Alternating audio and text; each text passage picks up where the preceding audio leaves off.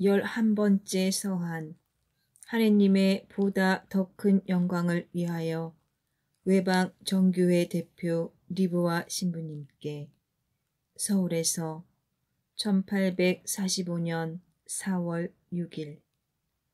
공경하올 신부님, 제가 아직 중국에 있었을 때 몇몇 주목할 만한 사람들로부터 들었던 것인데, 조선에 계신 신부님들이 포졸들의 손에 자수한 것은 올바른 것이 아니었고, 또 신자들이 배반자를 제외하고 마치 신부님들을 경멸하고 저버린 사람들처럼 비난받고 있다는 말들을 합니다. 그러나 신부님들과 신자들이 처해 있던 주변 환경이 어떠했든지를 주목하고 인식한다면 어김없이 그들의 운명을 불쌍히 여기고 동정하게 될 것입니다. 왜냐하면 그 당시 신부님들은 확실히 체포될 위험에 놓여 있었고 또 탈출하기가 윤리적으로 불가능하였기 때문입니다. 신자들은 박해와 굶주림에 억눌려 있었고 그들은 거의 모두가 집도 없이 떠돌아다니며 여기저기로 도망다니면서 사방에서 체포되어 몰살당하는 비참한 상황에 놓여 있었습니다. 그래서 외교인들과 포조들까지도 신자들을 동정할 정도였습니다.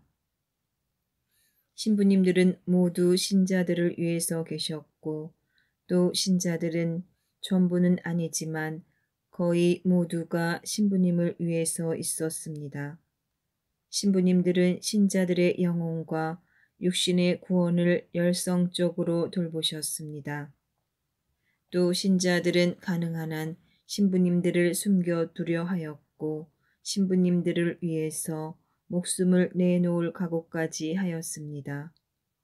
신부님들은 자진하여 포졸들에게로 가셨고 또 신자들은 신부님들을 한사코 만류하지는 않았으며 어떤 신자들은 포졸들이 오기 전에 앞질러 떠나가기도 하였음을 저는 부인하지 않습니다.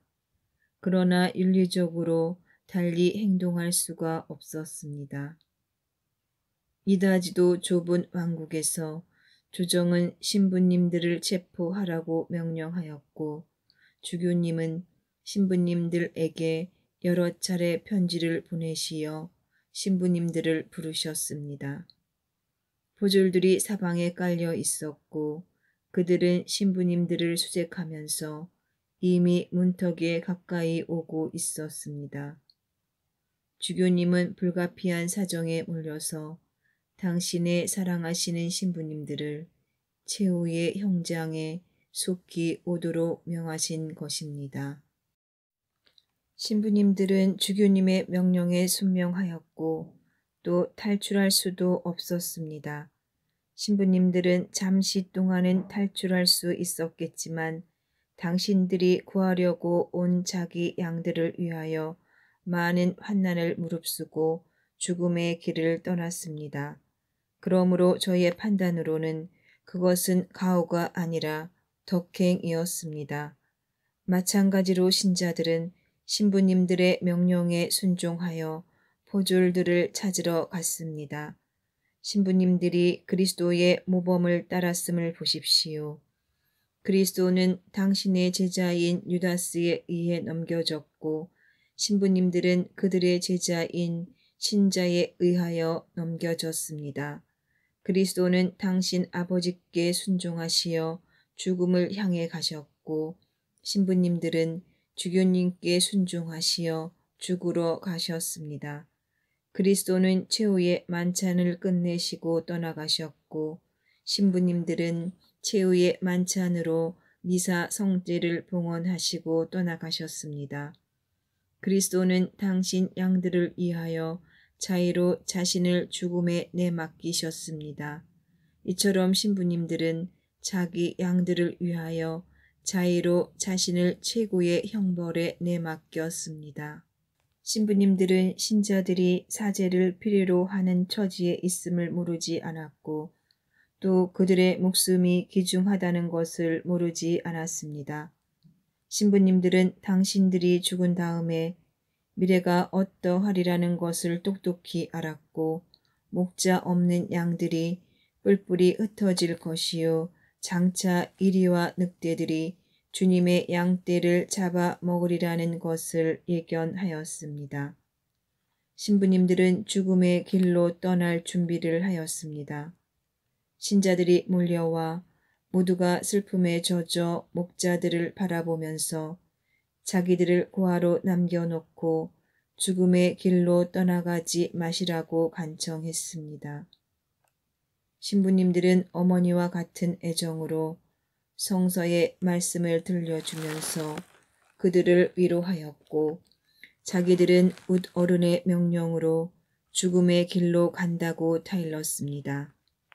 신자들은 신부님들을 만류할 수 없게 되자 적어도 자기들도 신부님들을 따라갈 수 있게 해달라고 눈물로 애원하였으나 그리하도록 허락되지 않았습니다. 마침내 신부님들은 미사 성제를 봉헌한 다음 길을 떠나려고 일어나시어 마지막으로 자기 양들에게 작별의 인사를 하였습니다.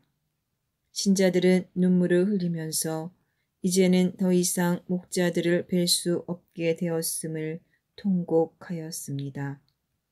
신부님들이 떠나자 신자들은 눈물을 흘리면서 탄식하였고 비록 몸은 함께 가지 못할지라도 마음은 신부님들과 결합되어 있었고 하염없이 눈물을 흘리면서 장차 닥쳐올 사태를 기다리며 자기 집으로 돌아갔습니다.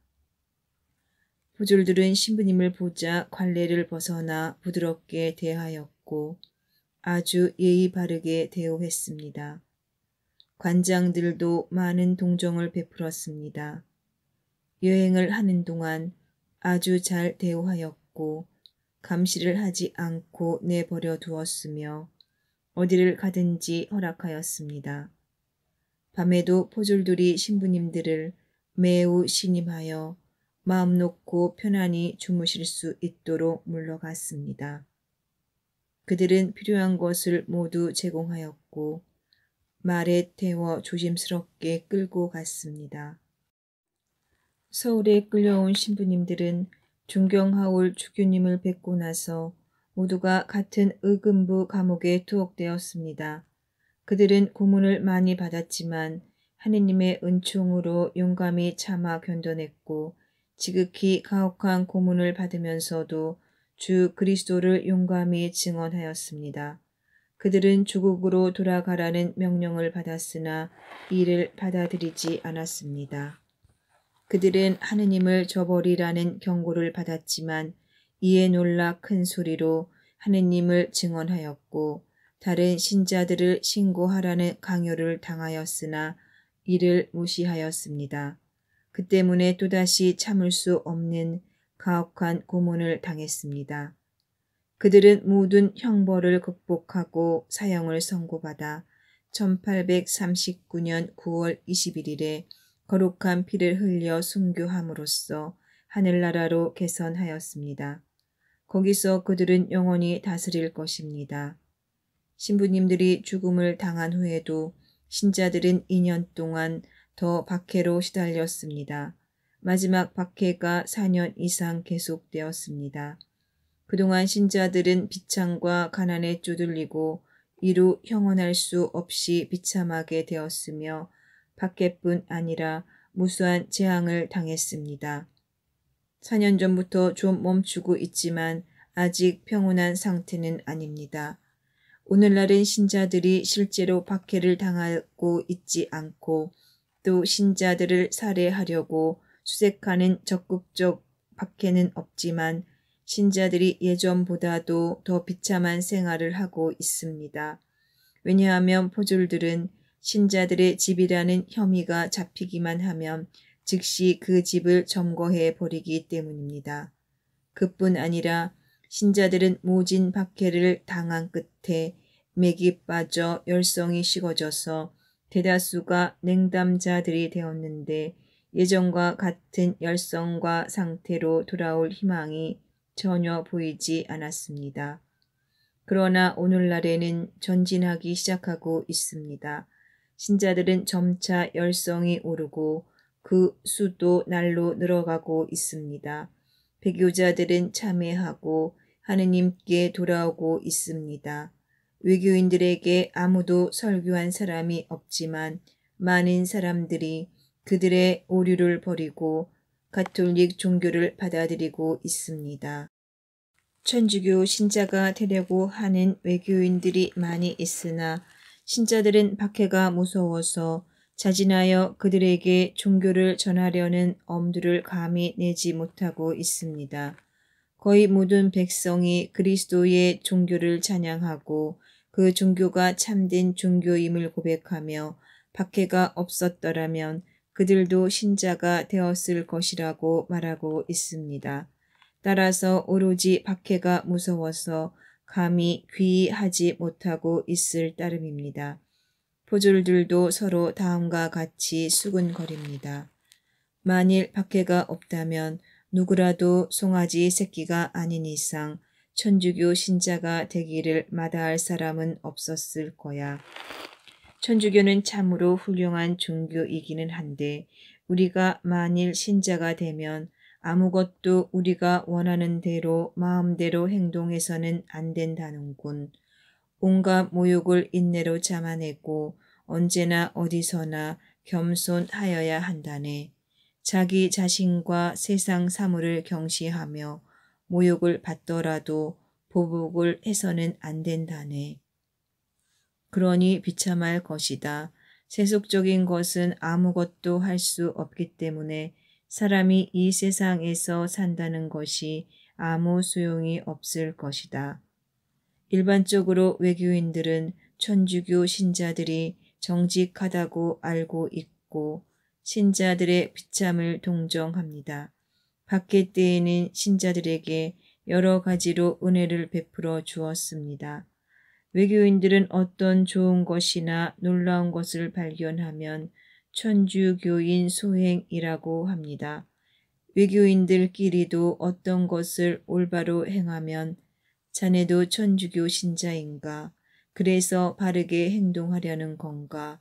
라고들 말합니다.